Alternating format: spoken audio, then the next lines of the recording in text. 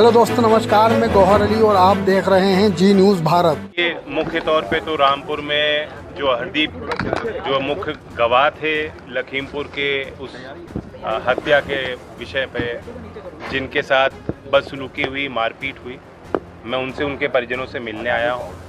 साथ ही यहाँ आजम खान जी जो बहुत सीनियर नेता हैं, रिस्पेक्टेड नेता हैं, वरिष्ठ नेता हैं और जिस परिवार के ताल्लुकात मेरे परिवार से 3 पीढ़ी के हैं, आज मैं उनके परिजनों से, अब्दुल्ला से और उनकी माताजी से मिल के आया।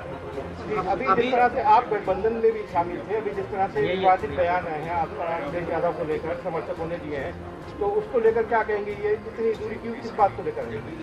नहीं, ये तो लोकतंत्र में होता है, अलग अलग राय होती हैं, एक दल में भी अलग अलग राय हो सकती हैं और आंतरिक लोकतंत्र का यही प्रमाण होता है कि एक आज़ादी मिलनी चाहिए कार्यकर्ताओं को। जब कोई हार हुई है उसके बाद उसकी समीक्षाएं भी हो रही हैं, हम लोग भी समझने की कोशिश कर रहे हैं कहाँ क्या कमियां हुई, कैसे उनको हम दूर करें, ताकि जो अगला पड़ाव होगा लोकतंत्र को बचाने के लिए, देश के संवैधानिक मूल्यों की रक्षा करने के लिए, किसान और गरीब की सेवा करने के लिए हम बेहतर तरीके से प्रदर्शन कर पाएँ। जैन जी, अभी जिस तरह से आप अब्दुल्ला आजम से मुलाकात करके आए, उनकी पार्टी के तमाम सारे लोगों ने अपने काफी दर्द बयां किए हैं, चाहे पत्र के माध्यम से, चाहे जुबां के माध्यम से। तो मेरे लिए कुछ कहना उस पर औचित्य नहीं होगा, वो उनके दल का विषय है। आपकी भी मुलाकात होती रहती है, वो जेल में मिलने अभी तक वहां नहीं गए और आप लोग भी नहीं जा रहे हैं।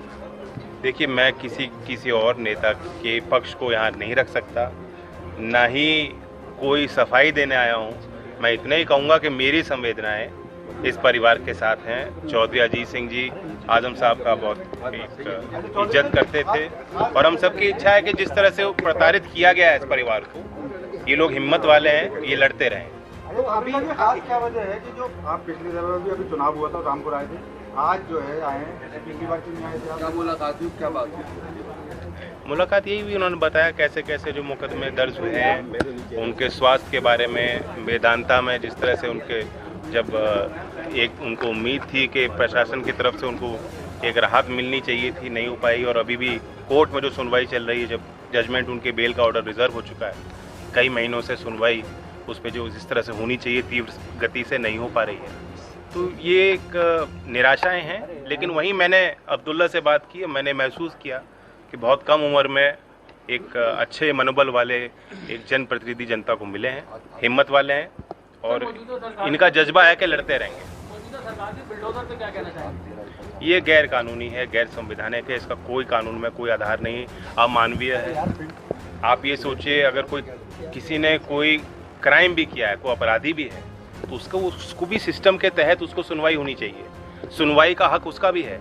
सर, आप रामपुर आए हैं, अब्दुल्ला साहब से मुलाकात हुई है, क्या वाकई में अब्दुल्ला साहब का परिवार जो है अखिलेश यादव साहब से नाराज है और आपकी पार्टी में भी जो है? नहीं, हमारी अच्छी वातावरण में बातचीत हुई, अच्छी बातचीत हमने करी है, प्रेम की बातें करी हैं आपस में, आगे कैसे हम लोग साथ चलें, सुधार कैसे होगा, इस टॉपिक पे कोई बात हुई क्या नाराजगी वाले पहलू पे? मैंने आपको बताया कि उनकी नाराजगी सिस्टम से है। वे चाहते थे कि जो न्याय इनको मिलना चाहिए था उसको इनको वंचित रखा गया। समाजवादी पार्टी के लोग कह रहे हैं अखिलेश यादव अभी तक उनसे मिलने के लिए जेल नहीं जा रहे। मैं फिर कह रहा हूँ, मैं उस पर कोई सफाई मेरा देना उचित नहीं। अच्छा, आप जाएंगे आजम खान साहब से जेल में मिलने के लिए? क्या है, लेकिन वो जेल के अंदर है। सर, आप वहाँ उनके अपने नेता भी इस्तीफा दे रहे हैं, मुस्लिम जो मसले हैं आपने भी नजरअंदाज किए हैं, आरोप लगाए। कहीं भी कोई गरीब के साथ अत्याचार होगा मैं बोलूँगा। सीतापुर में एक बदतमीज ने जब बयान दिया तो मैं बोला, उस पर ट्वीट मैंने किया। और मुजफ्फरनगर में राजपाल बालियान हमारे विधायक हैं, उन्होंने बोला। हमने न्योता दिया है आजम खान साहब को, इस बारे में कुछ आप बताइए। नहीं, मैं नहीं समझता कि उस न्योते पे मैं कुछ कह सकता। लाउड स्पीकर को लेकर जिस तरीके से माहौल क्या है? देखिए, सियासत तो किस ओर चल रही है आप देख रहे हो। हर त्योहार को एक खराब वातावरण में उसको तब्दील कर दिया गया है। जो त्यौहार आपस में मनाने के होते थे, जो भाईचारा बनाए रखने के लिए तो त्यौहार होते थे, एक मोहल्ले के लोग दूसरे मोहल्ले में जाके मिठाई बांटते थे, आज तलवार लेके जा रहे हैं। नौजवानों को भी सोचना चाहिए, नौजवानों की कितनी समस्याएं हैं जहां कोई सुनवाई नौजवानों की नहीं हो रही, सेना में भर्ती नहीं हो रही और सभी सरकारी व्यवस्थाएं चौपट हैं, महंगाई का आलम है, बेरोजगारी का आलम है। इन सवालों को लेकर नौजवानों को सड़क पर आना चाहिए। जयंत जी, जो लोग अखिलेश यादव जी का और समाजवादी पार्टी का विरोध कर रहे हैं, आप उनके साथ हैं? कौन विरोध कर रहा है? कोई विरोध नहीं कर पार्टी के रहा। नेता विपक्ष में ये विरोध नहीं होता, ये निराशा होती है और निराशा को दूर करके फिर लड़ाई लड़ी जाएगी। धन्यवाद।